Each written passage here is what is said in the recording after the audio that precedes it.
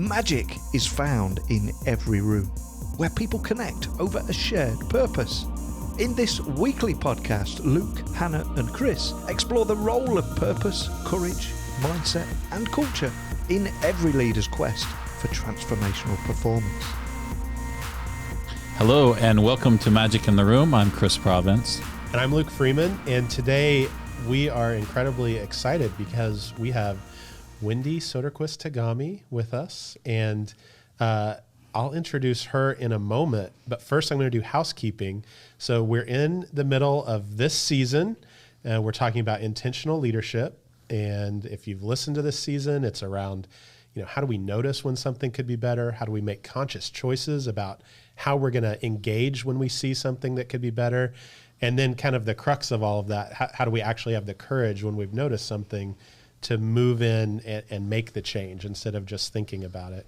And we've also talked about the way that we do that, the things that we notice, the things that we're passionate about changing and leading to better in this world are driven by our unique experiences, our unique personality, kind of like the under the iceberg part, these experiences, personality things that drive kind of the above the surface behaviors and the choices that we make. And one of those things under the surface is our values. Some people say our core values, our personal values. So this month we are talking about values. And a reminder to listeners, you can go to magicintheroom.com, download the free reflection guide, and it will help you think about what are some of my values and how do I align my behaviors every day to those values. So that's where we are. That's our context. So Wendy, thank you so much for joining us. Thank you for having me. I'm excited. Yeah, I'm excited too. Okay, so I'm going to read part of your bio. I'm not going to read the whole thing because I'd rather hear it from you. But let me just start off with Wendy Togami currently serves as the president of the Stenkirk Family Foundation, whose mission is to remove barriers to human flourishing. She also spends time as a consultant and board member to a number of organizations, including Single Parent Scholarship Fund, Duke Divinity School, and the NOMI Network. She has specific interest in workforce development and academic access for women and girls. And then there's a lot of your history and roles that you've held. I'll let you fill that in, but I just want to say one reason I'm really excited you're here is when I think about people who are examples to me in how do I lead myself and how do I continue growing? How do I ask the right questions to help organizations grow? How do I show up in a room with kind of the emotional intelligence and create the psychological atmosphere to have the right conversation to move people forward?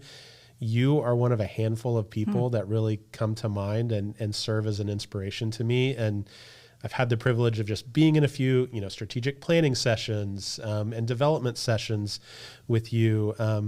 As you served at the Soderquist Center, I went through a leadership program that I know had your fingerprints all over the program design of that program, and it was personally impactful to me. So just really excited that you're here to talk to us about values.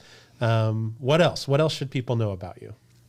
Well, currently, my husband Kai and I are in what we like to call the self-directed stage of life. So we get to do lots of really exciting things that we make the call on. It's a great time of life to be doing those kinds of things. We do travel quite a bit for a number of reasons. One is we have children we have a blended family, and we live all across the nation. So we travel to see our children and grandchildren quite often, and sometimes try to dovetail that with the work that we do. So, yeah. Yeah. So are you get in a giant RV and travel across the country person, or is it a hop on a plane and we're always on a plane somewhere to see someone? We're often on a plane or in the car. So we have kids from coast to coast. So we are often flying to see them. Yeah. Someday maybe an RV. I don't know. We're not quite there yet. Yeah. Yeah.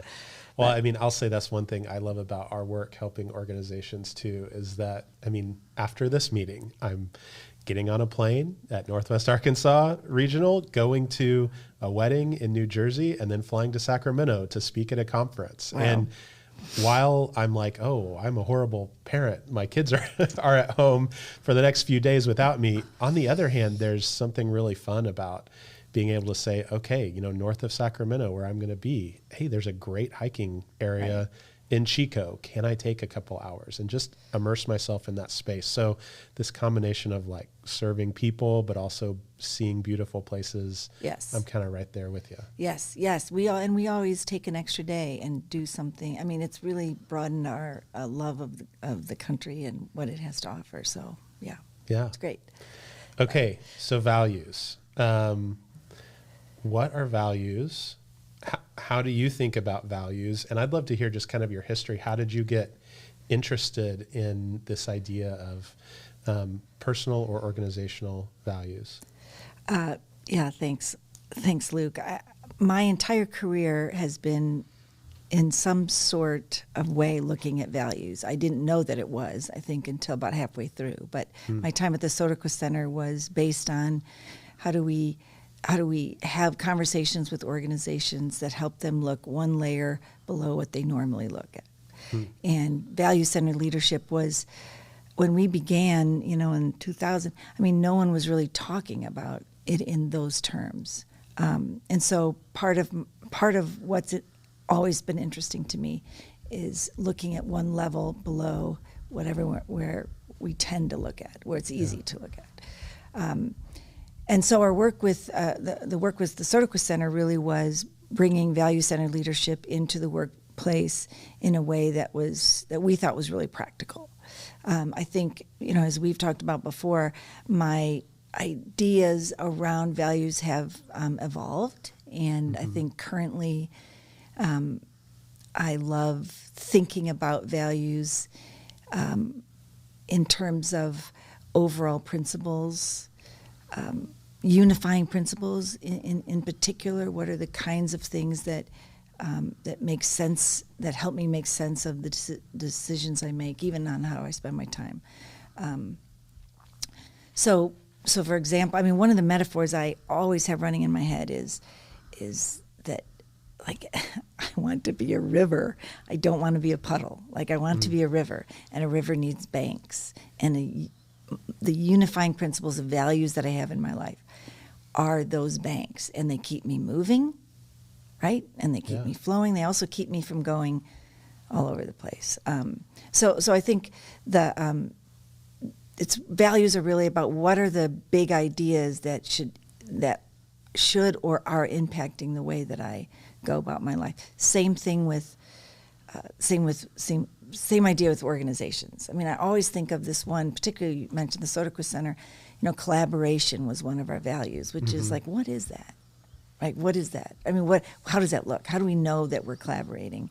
And we realized that we really needed to make it part of our DNA to collaborate. So I was leading the design team. We were designing new product, and we couldn't get through a gate before we invited the sales and marketing team to our meetings to say, is this something we can sell? Or is this just a great idea? Because great ideas are a dime a dozen. So that was kind of a forced collaboration. So I mean, I think it's evolved into what are those few ideas that really impact the way I run the foundation, who we are philanthropically involved with. Yeah, I love that example with the collaboration at the Soderquist Center, because it brings to mind this question of, if we aren't doing something different from the norm, are we really committed to a value, right? So you changed your product development process. Yes. And anyone can go out there and Google, and lots of organizations do, hey, what's a product development phase gate approach? And let's follow that, let's improve. But rather than taking a best practice approach, what I hear you saying is, we altered the approach, and we said, we're adding an extra requirement to make sure that we're doing this in a way that aligns with our values. Right. Any other examples come to mind? A place that does things differently because they truly are committed to the proofs in the pudding, that they believe in their value? There's another example I have from the Soderquist Center, and then one that maybe with an organization that we're working with right now. But trust was an organizational value. And again, what does that mean? At one level, I trust that my coworkers aren't going to, derail me, but that doesn't necessarily mean that there's high trust in the organization. So the way we defined it was we are tenaciously committed to pursuing the hard truth. So if we're committed to pursuing the hard truth together, then our trust level will rise as an organization. And I had a situation where we had a really tough meeting. We had bad news. We lost a big customer of ours at the center, and we were going to have to make some changes. And people had been working for almost a year on a project and I had to deliver the news. And I remember walking into that meeting, and the entire organization was there, and I was very focused and task oriented, and apparently not very self-aware during that time. So after the meeting was over, it was a short meeting. I walked back to my office, and a colleague followed me in the office and shut the door and said, "Hey, I don't know if you know what happened in there, but you offended about half the people in the room at least." And my response was like, "Oh, okay. Well, I mean, this wasn't going to be a happy meeting, right? I mean, this was tough news, and thank you for sharing, but honestly, I'm not sure how else it could have played out." And he didn't leave my office, and so I said, "Well, okay, so maybe I have a blind spot," and offered that to him as a way to get him out of my office. I've become very task oriented when information is, and he said, "Well, just so you know, your blind spot's only blind to you." And then he left my office. And because we were an organization that was tenaciously, I could not avoid that, thinking about that, because he was following a value, and we were able to, and I had to really think about the fact that as a leader, I never want to be in the room that doesn't have a piece of information that everybody else has. Right. Now, that information happened to be about me, but that is worth exploring, because I never want to be an uninformed leader, right?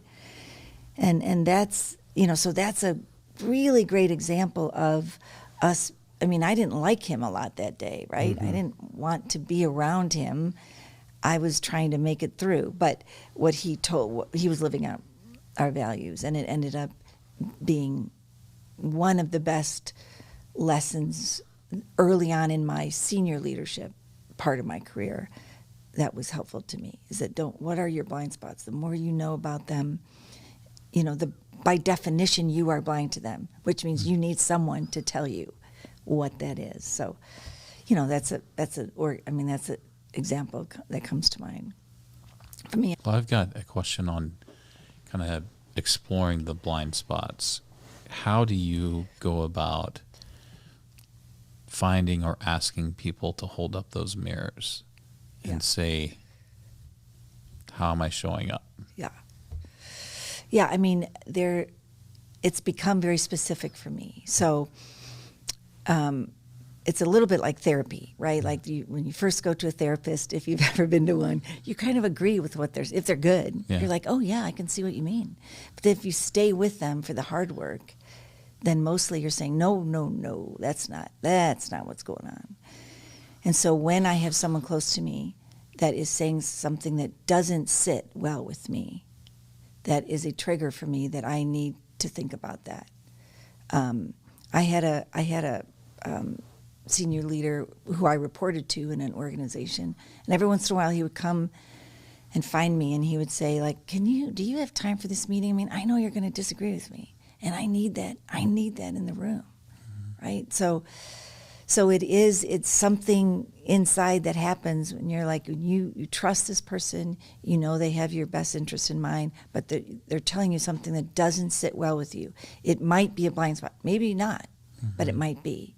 And I need to open that door and be able to sit with it for a while. Sure. Because blind spots you don't respond to them immediately as in oh my gosh, you're 100% right about that. It doesn't feel good. That's not me. Then you find out later, oh, maybe sometimes that is. Great, yeah. Yeah, so I think I've worked with some of the organizations I work with right now or I'm involved in right now are phenomenal at taking a look at what they value and sort of leaving the rest along the sides of the bank of the river. Yeah. Yeah. So I love this river metaphor. And, oftentimes when we're talking with a leadership team, we'll say, hey, we need clarity on why everyone showed up today. Because if it's to have a career and earn money and take care of our families, there's 100 other places that you can do that. But there has to be some sort of clearly defined reason why we do that here, instead of any of those 100 other places. And until we know what those reasons are, it's going to be really hard to make decisions that are aligned with those reasons and that reinforce them and that courageously move those reasons forward. And so I'm curious, when you've seen a value that an organization holds, or it could be a leader, a leader's value, that really did function like that bank that you mentioned and said, no, we're not going there. Yes, without a bank, we could kind of puddle anywhere and be water, right? But because of this bank, we're going to go this direction and we're going to stay committed to it, or we're going to say no to an opportunity. So, yeah, anything come to mind? I mean, any organization that is involved with the high needs population, right? So I've got an organization that we're very close to called Ezekiel Rain, and they work with in the restoration of people that have been trafficked. And they have to often decide against crisis intervention so that they can do the long-term work, because their value that comes from their mission is really to change the system, to do systemic work that changes why people are trafficked in that particular part of the world. And so they really have to say no often. I mean, they have to put banks on the river so that they can do the work that is in the communities where these folks are being trafficked, and in the families where the people are being trafficked. And so that's a different kind of work. That's not crisis intervention work. So and I see that in a lot of the not-for-profit organizations, is that they have to say no more than they want to. But those that don't are not effectively solving the issues that we need. I mean, even in our foundation, we had to decide what are we going to pool all the money and try to solve one problem, or are we going to think about this differently? And there's not a right or wrong answer. But what we decided to do was that part of the purpose of our foundation was to work together to discover organizations that are clearing pathways to human flourishing. And what that has come to mean is that as my adult children make decisions about the foundations, it is in their local communities, which is not going to solve systemic problems, but is going to help those organizations that are, because we look for organizations that are, and one of our unifying principles, one of our values, is that we look for organizations that have creative or disruptive ways to deal with endemic problems, which is a different bank than we are choosing one issue to resolve. But it works for us, and it certainly makes the discussions that we have and the way that we give money, very specifically different than it was even a few years ago. Yeah. Yeah, and I think if I'm doing a little kind of trend spotting here, I love this idea of unifying principles or our big ideas. It's really, the way in which we go about our work or what we're actively seeking to accomplish.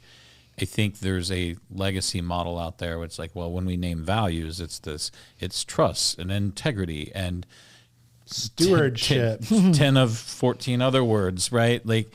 And it misses the context, and it fails to orient the organization without the behavioral component. Right.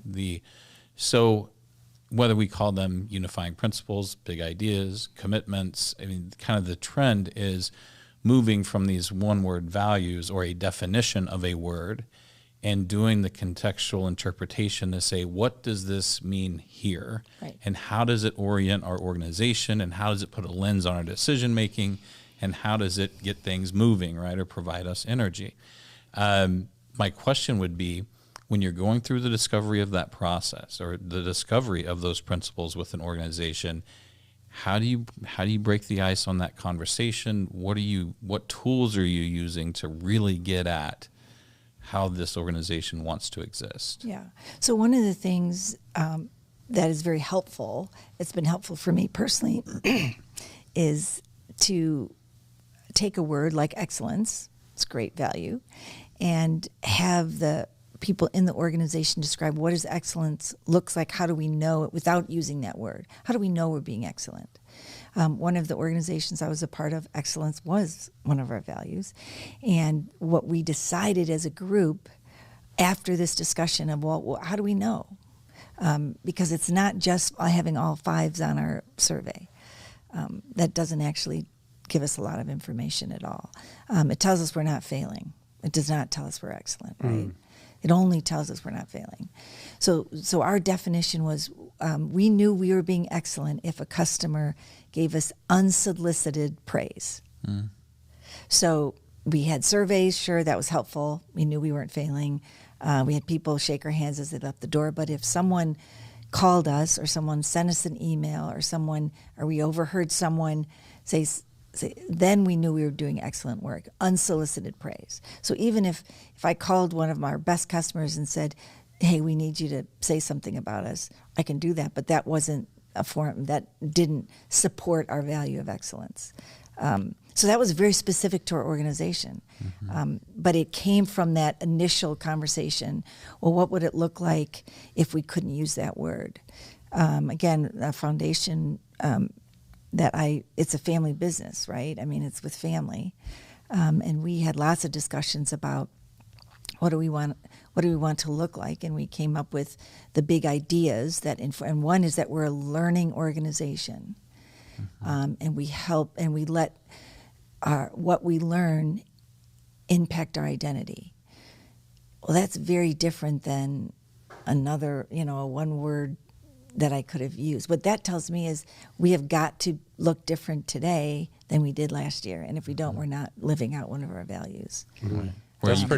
That's pretty bold. It is. What we learn impacts our identity. There's a lot of courage in that. Right. So the example I used earlier about now we really give a lot more locally than we did early on is a direct line from the learning that we're taking place collectively as a community of people that want to impact our community. I mean, it was, wait a minute, we need to think about, being in the philanthropic community is problematic for a variety of reasons. We haven't always done it well. And so anyways, those discussions only came from that unifying principle. Yeah. And I want to just pause and do a note for listeners too. So to go back to this idea that excellence is evidenced when we receive unsolicited praise. So I want to make that really concrete, because what jumps into my head when I hear you say that is just a picture of a leadership team sitting at a table, having a conversation around this last month or this last quarter. Let's talk about the unsolicited praise we got. And there's one conversation that's like, oh, well, so-and-so said this. And remember when we shared this in staff meeting, and remember that email that we got. And there's another conversation that's like, hey, it's been a quarter. We can't come up with anything. Exactly. We haven't operated in an excellent way as we've defined it. And so enabling that difficult conversation around, are we living in a way that's aligned with our values or not? So I just want listeners to hear the concrete and linear way that having clear values helps you have meaningful conversation. Yes. And again, it's that conversation below the surface. It's the next conversation. I mean, one of Kaizen, my personal values is what is the next conversation, which is kind of a weird, but it is. Like, we are really interested in the next conversation. So one example would be, so for all the years in my career, I was involved with women's groups and essentially professional women saying it's hard to be a woman. And it is. And it continues to be too often, right? But I am very interested in, and it is very hard to find. It's more difficult to find the conversation. What's the next conversation? Let's just agree that maybe it's hard to be a woman in the business community. Okay. Well, what's the next conversation we need to have? Because that's a conversation that's going to get us somewhere. So, and there's many things like that. So that's actually a value of Kaizen. Mine is that we're interested in the next conversation. Yeah. That's powerful. Don't be constrained by something we can all agree to. You're right. Move on. Keep the information flowing. Keep the. Because then we become a society of commiseration, right? I mean, we just do. We love. There's lots of energy in the short term about talking about how hard X is, right? But it just doesn't get us anywhere. We're being a puddle, not a river. So, something that is really interesting. I'd love to get your take on this. Just as individuals, as leaders, we have values and we have character and identity. This idea that organizations carry the same thing. Organizations have values, organizations have character, and organizations ultimately develop an identity based on the people that comprise that community. I think there's this idea that we do aligned work when we can attract people that believe what we believe. That idea of shared vision, this inspired view of what tomorrow can be, but it's this requirement that those values, really behavioralizing those values and saying these are unifying principles. Well, for who? For the people in this community. This is what we believe here. And having those be explicit, and we learn, and new ideas create an iterated identity for us, and having those things explicitly clear, I believe allows for an organization to be evaluated fairly by the people that may connect with it. Like, is this organization worthy of my effort, my connectivity, my investment? The same way when we engage with a person, we ask those same questions. Does this person clear my hurdle based on values and their character for me to invest with them or do meaningful work together? Am I willing to put something at risk to have a relationship with this person? And I think how you go about saying, let's get to the conversation past the word value and talk about it as a unifying principle. Now this organization can be fairly evaluated by people that are considering becoming a part of it, whether that's through a monetary resource, physical resource, intellectual resource, whatever people have to give it. I think the only way for an organization to be fairly evaluated is to make these things we're talking about really explicit and have an intentional identity. Right. Yes, I agree. And I think that, or at least something that comes to mind is this idea of we need to keep our promises to one another. And sometimes it gets so much more complicated than that, or we imagine that it is. And what fundamentally we're not doing is we're not keeping our promises to one another. So we have weekly staff meetings, or I have a meeting with my boss once a month, or whatever it is. And if my supervisor does not, half the time doesn't meet with me, or we make decisions, we say this is a team decision, we make that decision, then the decision changes. It gets very murky for people, but fundamentally it's one thing that's going on. It's we're not keeping our promises to one another. And a team intervention is sort of some pre-work that sometimes we do before an organization, or if we're working with a team that's really dysfunctional, underperforming, could be toxic in some way. Kai and I were working with the team just recently that they literally weren't functioning as a team. And a team intervention is going to ask those hard questions to get to sort of some pre-work, that it's not about unifying principles, it's about rules of engagement. And it's about what is non-negotiable here. And who gets the D. I mean, that's a big one, is who gets the decision. Because if you clear that up for people, you have brought levels and levels of clarity to your organization or to your team. Who gets the D? If I'm saying, hey, we're all going to discuss whether we're going to go right or left here, but I get the D. I get the decision, so you are now my consultants in that conversation. So give me everything you have. But if it's consensus for all, or if we all have to agree, well, that's a very different kind of conversation. But we often, I mean, it's amazing to me that so many times we still all meet together. We have all these meetings, and people leave just as confused as when they came in, or they are not heard, or so. I'm rambling a little bit, but keeping our promises to each other should be a non-negotiable, and that could be a bank to the river, right? So don't promise that. Don't tell me you're going to do that. Don't tell me you're going to meet me every Monday at 2 if that's not what you're going to do. That's huge. And again, we complicate it. We make it murky. But it's like, well, are we keeping our promises? No, we're not. Okay, well, let's start there. Yeah.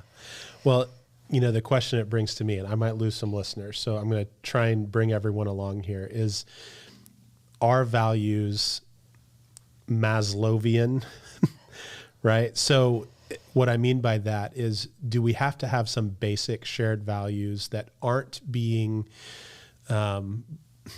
broken, offended, whatever, walked over first before we can really say, what uniquely do we value? So before you say, we're going to do systemic work instead of the triage work of, acute crises, does some sort of other shared basic value of fairness and functionality have to be met first? So when I say Maslowian, what I mean, just for listeners, is, Maslow's idea that, hey, we all need food, clothing, shelter, right? Once we get our basic needs met, then I can think about, oh, I also need a meaningful relationship. And once I have a secure social network, then I can say, okay, well, what's special about me? And what do I need that's unique from these other people in my social setting? But I can't really think about that or give energy to that unless I've got the food I need and I have a safe place to live, yada, yada. So what I'm saying is, like, everyone cares about fairness. Everyone cares about having some level of organizational participation where I at least get to say my perspective on something. And if that's not happening, if there's a level of toxicity or non-functioningness, if that's a word, that exists, what I hear you saying is, like, we have to intervene first there. And only when things are functional and fair, then can we talk about, okay, we're functioning, we're fair, like we're not at risk of not existing, 3 months from now. So now let's really think about, okay, what's our unique approach? What do we uniquely care about here? Right. I'm curious your thoughts on that. Well, I think that there are times when in organizations, we have to have vertical relationships and we have to have horizontal relationships. And our horizontal relationships are messier, right? And that doesn't mean our vertical relationships are tend to be more healthier, but they're clearer to us. Like, they're either like, yeah, I like working for my supervisor, or I don't, or this person is helpful or not helpful. Horizontal relationships are messier because we don't necessarily, many of our organizations are not set up so that I have to really get along with my peers, right? And if we did more of that, if we made more of that in the DNA of our organizations, it would be helpful, because then we would have to work with each other. And then when we have to work with each other, we realize one thing: I am more similar to you than dissimilar.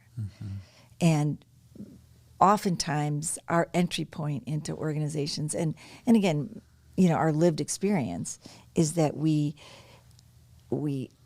we find ourselves in places where I am so, that all I can see is our dissimilarities, is why I'm different than you. I'm the only woman in the room, for example, and all of you are men, so you can't understand me. Yes, but I am also a human. I'm a human first, and you can, I'm a lot like you then, right? Because we're both human beings.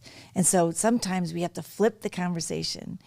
If we see a group of people really are just, we're speaking clearly, we have a platform to say what we believe, we're just not listening to each other. Then we have to really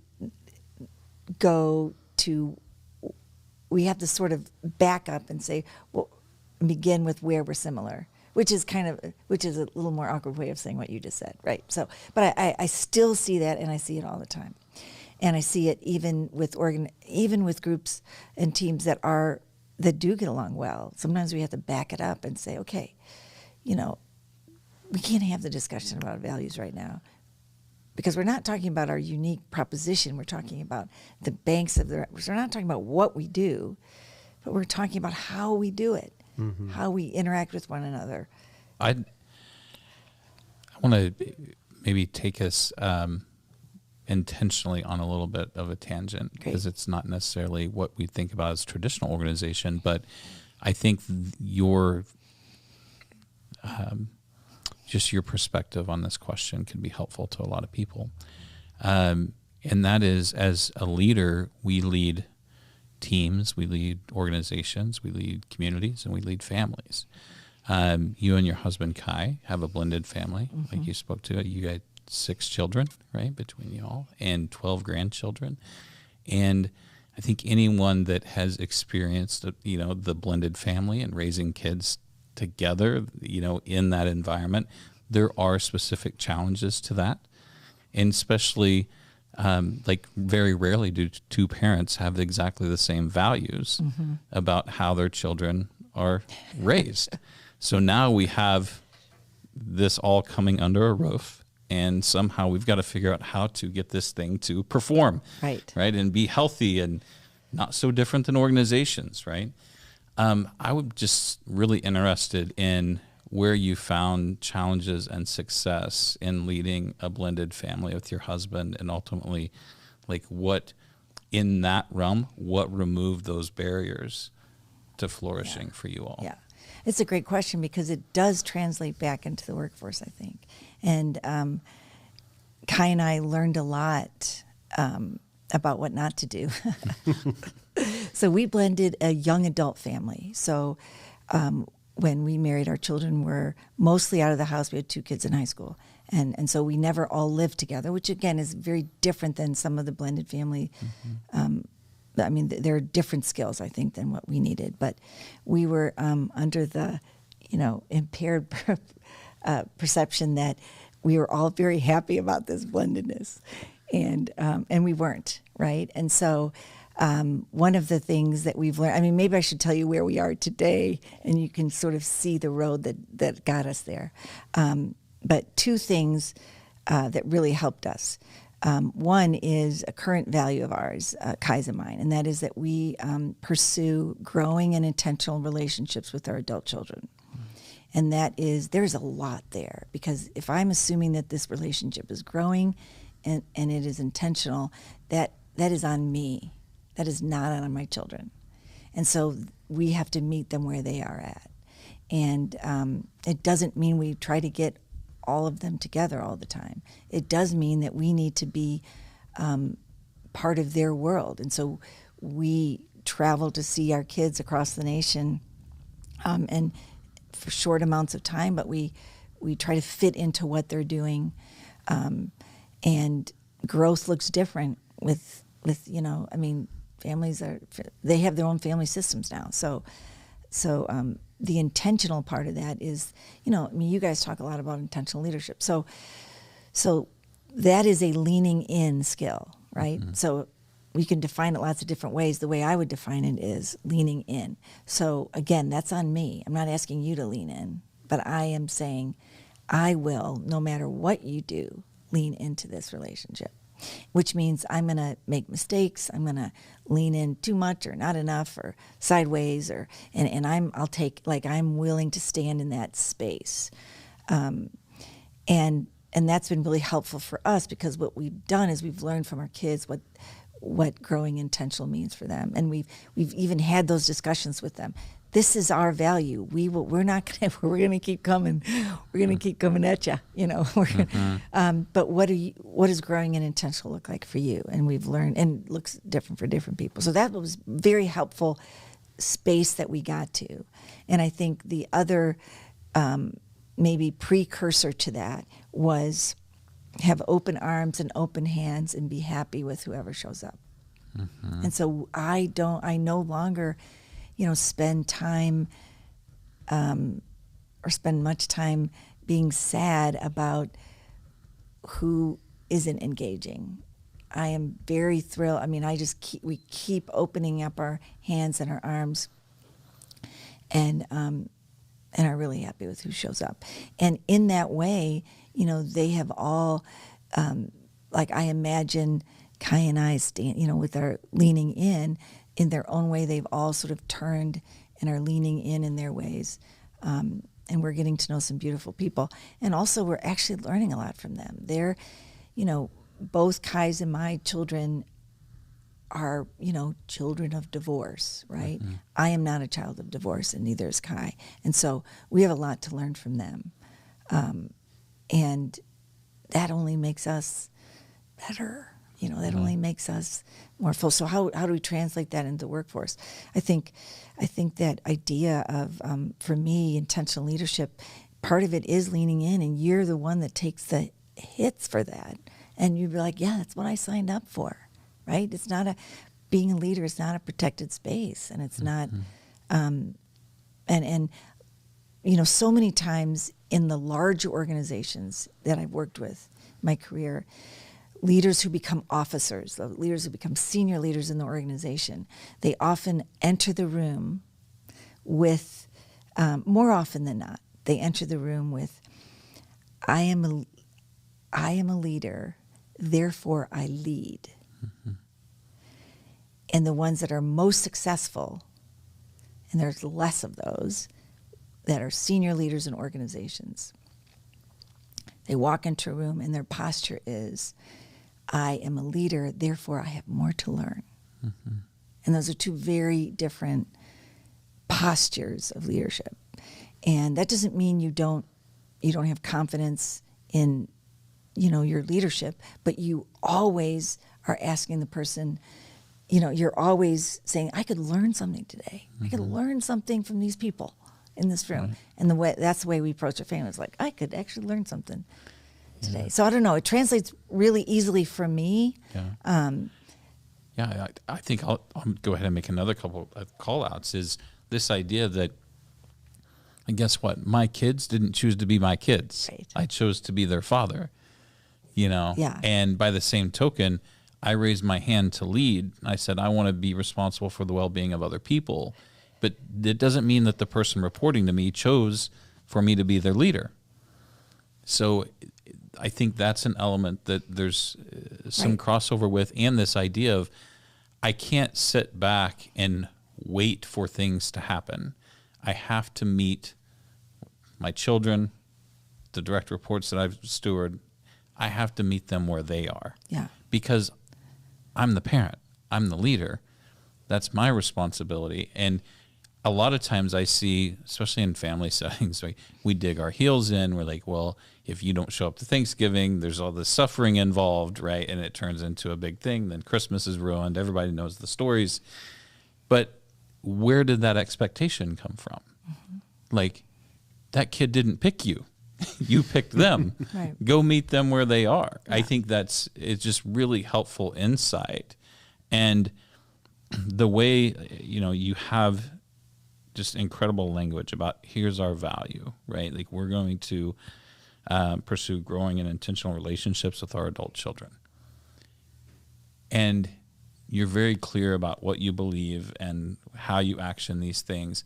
My question is, and this more of like inform maybe some habit building for the rest of us, like, how often do you and Kai talk about your values Yeah. and how you're actioning those, and how do you know when they're out of step, and kind of share with us about that. Well, so we have Monday morning meetings together, Kai and I do, and we don't talk about values every Monday morning, but we do at least quarterly make those kind of a part of the discussions. Most of the Monday morning meetings are task-oriented meetings. You know, they're like, wait, you're going where? I thought we were, that's the weekend I'm going, you know, they're tasks. But we try to also make those like, why are we traveling? Does this fit? I think that when we're not living on our values is less, it's probably still where we're hitting bumps in the road. We're like, what are we doing? Like, what's going on? And then we realize, it's a value thing. It's a thing that we said is important, but we're not living it out. So that's probably messier, right? And I'm, and Luke and I have talked, I'm very interested in making sure that in organizations we have the conversations about when we're not living on our values, because that's what makes it real. And then even in my personal life, that's messier and less often. So I would say, 3 to 4 times a year we're having some discussion about our values, to the extent that are helping the practical piece of it. Right. Because if you're living out your values, it's not all sunshine. Like, it's costing you something. Yeah. And that's really important to understand. Like, it's costing you. At the office, it might be costing you your ego. Yeah. Thinking about those costs, and this is why I think values are really central to intentional leadership, we have to think about those costs as investments or expenses. Right. And if we don't have clear values, we don't know what's what. Right. We're just spending. Right. And I think when we have values, it helps us better gauge where we want to direct, that resource. And change course. And that's not easy. It's particularly not easy for at this stage of life, when you feel like you've had a pretty successful course, but to still say, no, I think we got to change course here, is wonderful and very freeing once you get there, but not freeing to decide that. Another value that Kai and I have is, it's Khalil Gibran saying that says, let there be spaces in our togetherness, and let the winds of heaven blow between us, which is, whatever you think of that. But like, for us, we talk about what are the spaces in our togetherness, like, and are they, and then the winds of heaven, like what is the faith? How are we living out our faith in those ways? But those actually lead to real conversations that we have about our togetherness and about the spaces in our togetherness. Yeah, and I just want to go back and underline a point that you made there around having identified a value doesn't mean that we live it every single day. No. Right. And in fact, if we're not having conversation about where we missed, then we probably don't have a ton of clarity around our values. And I think when we stop and think about it, it makes sense. I mean, anyone out there who has grown up to be an adult knows you kind of enter this like preteen or teenage stage, and you start to get some idea about, well, I want to be honest, or I want to be courageous, or I want to be this, that, I want to be strong. But that doesn't mean you're there automatically. Right. It means you have a little bit of clarity about who you want to be. And then every day you hopefully make some progress towards it. And by the time you get to your 20s, hopefully you are mostly an honest person. That doesn't mean that you aren't going to have points where you're like, oh, you know what? I don't think I quite told the truth because it wasn't convenient, and that there was be some pain associated with it. I think I need to do better next time. I didn't live up to my value. And I would just say that's normal and good. And that if we're not having those conversations with ourselves individually about our values, one of mine's courage, right? So one of my personal core values is courage. And it means a lot of different things in a lot of different contexts. But if I'm not having some sort of cadence regularly where I'm saying, where am I letting fear control me? Then maybe courage isn't a core value, right? Yeah. The fact that I think about it and try and close that gap is actually proof that I hold that core value, tightly. So I think when we're leading organizations or leading a family or whatever the context, having those evaluative conversations around our alignment with our values should be a normal part of life. I mean, there's a very practical tool you can use. It takes about 10 minutes in a meeting in an organization, and you have your values on the top, and then you have plus and minus on the side, and you have everyone come to the meeting having put down on a piece of paper what we're currently doing that's supporting this value and what we're currently doing that doesn't support this value. And it might be something little like we're really not cleaning up after ourselves, whatever. I don't know what it is. But then that becomes a discussion in the meeting, but it's just a 10-minute discussion. Then it doesn't take your whole meeting. But it's work that I've done in my brain. It's work that I've done. I've had to look at it. Now I'm sharing it. And that is what begins to make it real. Yeah. And part of your DNA. I love that. Absolutely. I mean, the inventories are always helpful. Looking and saying, what behaviors am I currently exhibiting that are working against what I believe? And what behaviors am I currently exhibiting that are really advancing or I'm finding really effective at advancing what I believe? I think another question that I like is, I'm the kind of person that, fill in that blank. I'm the kind of person that makes certain my wife and children know that they're loved. Unifying principle, perhaps, right? I'm the type of person that tries something new every day. Well, if I now look back and I haven't tried anything new, or I haven't, leaned into learning to advance ideas, or I can take that inventory as long as I know I want to be the type of person that, here we go. Yeah, I love that. And I think same thing for organizations. We can say we are the type of company that does this thing or that thing.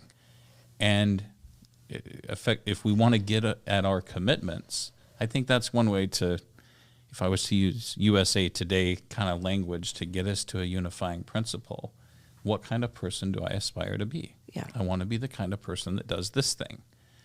And if I exhibit a behavior and that little voice on this shoulder says, I don't think you're the kind of person that eats 8 slices of pizza. Yeah. Right. There's something there to create that dissonance, right? And does this behavior fit? Is it helpful or is it not helpful? Well, and what I love about that is that are we the kind of organization that then that leaves lots of room for our individual ideas and thoughts and values, because now I just really need to think about the organization and where we're going and what we're trying to accomplish, and that helps me narrow the banks of the river, right? Mm-hmm. Right. It really does. I mean, I love that kind of language. And so that might be something helpful to try for anybody out there that's saying, well, where can I start with thinking about unifying principles? Just think about, well, what type of company do you want to lead? What type of life do you want to lead? And jot those down and iterate. Don't just start somewhere, you know? Yeah, and I'm going to move us into our takeaways for today because we're getting close to our time here. So because my big takeaway really aligns with this conversation. And I wrote down here something you said earlier, Wendy, that you're in this self-directed stage of life. And when I hear self-directed stage of life, the word agency comes to mind. And it feels to me like getting clarity around our values, the banks of our river, and what direction we're going. And I love this other word that you layered in there, leaning in. Like, it's all an exercise in agency. Being someone who knows what they want and has the agency to pursue it. And I think it applies to organizations as well. I could soapbox about outsourcing morality through, some sort of ESG score or whatever else. But I really think this move towards how do we have agency over who we are, how we do things, what we're trying to accomplish here in this organization, that's a win. It's always a win to grow our own agency and our own clarity about who we are and where we're going, and individually as well, right? Yeah. So, lean in. That's going to stick with me. Yeah, as a great shortcut to agency. Am I leaning in and taking ownership, or am I waiting for someone else to lean in first? So Yeah. That's a takeaway for me. Chris, takeaways from the conversation today? Yeah, I really like the, being a parent in a blended family, thinking through those ideas and having explicit values about how we lead in that environment and how helpful that is in regular conversations, even scheduled conversations with a spouse about here's where we're at, here's current state, what do we want the future state to look like, what do we need to learn and do to make that vision a reality, and in that way kind of lead families in a way that's aligned with how we would lead communities, organizations, and the like. So I appreciate that. Yeah. Yeah. Wendy, any takeaways? What's going to stick with you? I think the idea that I kind of came in with that has been confirmed at this self-directed stage of life, keeping, having agency really includes letting go, which is not easy. And being at this stage of life, it's really wonderful when you realize that the more you let go, the platform changes, but you still, you asked me earlier, what are you guys doing? I'm like, we're doing a lot of what we've always done because it's what we love doing. But the platform has drastically changed so that the next you guys can be the senior leaders of the organizations. And that's not easy. That's not an easy skill. So I'm stuck there going around that circle of how do I continue to help my peer group let go and still help them understand that we have agency. Okay, we're going to send several founders your way. Yeah. And you can just help them let go. Yeah. And well, that could be I'd love to talk about that. That would be really interesting, actually. Are they going to have to drag me out of here, with my walker, or is there a more gracious way to think about this? Well, we'll send people your way. Yeah, man. If your business is over 50 years old and you're half self-directed, but you maintain all the control of the organization, yeah. Let's have that conversation. Let me tell you, I have a lot to comment about that. Yeah. So much to talk about. So much. Yeah. Next time. Yeah. Let's do that next time. Yeah. Thanks. Well, thank you so much for being with us today. Just love the conversation, and it's been great just to be able to sit down and talk. Where can people find you if they want to connect with you or get in touch? What's the best way to do that? Probably the easiest way is LinkedIn. Great. And for us, you can find us at purposeandperformancegroup.com. We're on LinkedIn and Facebook and Instagram, and should be pretty easy to find. And I will read us out. Magic in the Room is hosted by Chris Province, Hannah Broadroot, and Luke Freeman. It's produced by Ben West. Social media management by Emma Holland and Michael Manfredi. Our theme music is by Evan Grimm. You can find his music on Apple Music. And this episode today was recorded at Go Rogue X Studios in Bentonville, Arkansas. Magic in the Room is a production of Purpose and Performance Group. Find us at purposeandperformancegroup.com, and you can find all the previous episodes at Magic in the Room.